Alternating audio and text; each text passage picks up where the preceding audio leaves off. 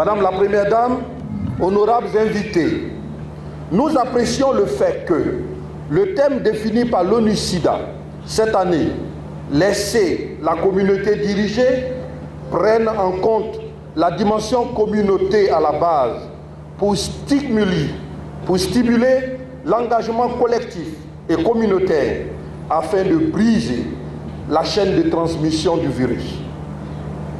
Pour y arriver, nous devons commencer à briser la chaîne des discours improductifs. Nos déclarations et engagements annuels doivent être mesurables et impactants. Pour moi, il est essentiel dans cette lutte de commencer à gagner la bataille du statut sérologique de la population.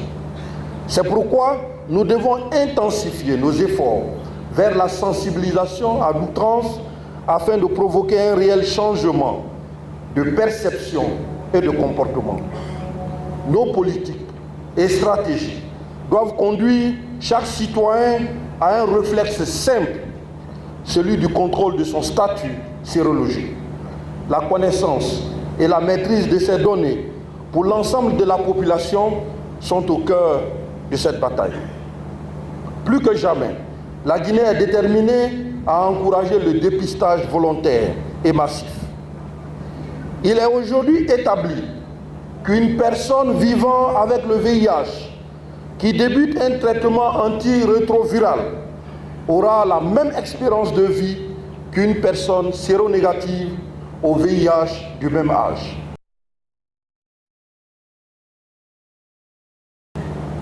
Je suis une personne vivant avec le VIH-Sida depuis le 26 juin 2006. Mais aussi combattante du VIH-Sida. Parce qu'à cause du sida, j'ai perdu beaucoup. Beaucoup parce que j'ai perdu mon mari, le père de mes enfants. Mais aujourd'hui, je ne saurais baisser les bras. Je deviens actrice et leader de cette lutte. Et alors, je demanderai humblement à tout un chacun de pouvoir nous soutenir dans ce que nous sommes. Nous demandons une doléance, mesdames et messieurs. Il y a des femmes aujourd'hui qui sauront leur statut à travers les CPN, qui ne s'attendaient pas, qui n'ont jamais été infidèles à leur mari. Il y a de ces hommes qui tombent malades et qui découvrent leur statut sérologique. Alors ensemble, partageons ce moment et partageons ces douleurs pour que nous puissions vaincre le VIH-Sida.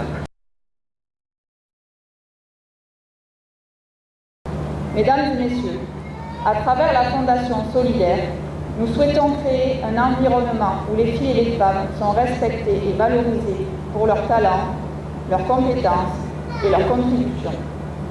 Nous croyons que lorsque les filles et les femmes sont protégées et autonomisées, elles peuvent jouer un rôle essentiel dans la construction de communautés pacifiques et équitables. Nous croyons que nous aspirons à une société où chaque fille et chaque femme a accès à l'éducation, aux soins de santé, à la justice et aux opportunités économiques. En collaboration avec des partenaires locaux, les partenaires techniques et financiers, les entreprises du secteur privé, ainsi que toute personne ou groupe de personnes œuvrant dans le domaine de l'autonomisation des femmes, nous mettrons en œuvre des programmes et des initiatives visant à sensibiliser, éduquer et mobiliser les communautés pour soutenir les droits des filles et des femmes. Mesdames et messieurs, la lutte contre le VIH-Sida et l'autonomisation des femmes sont au cœur des priorités de mon cher époux, le président de la République, chef de l'État, colonel Mamadi Doumbouya. Plusieurs études ont démontré que l'autonomisation des femmes est un préalable à l'égalité des sexes et à l'éradication de la pauvreté, favorisant une croissance économique inclusive. De même, ces études ont mis en évidence que l'élimination des obstacles à l'égalité des sexes dans l'éducation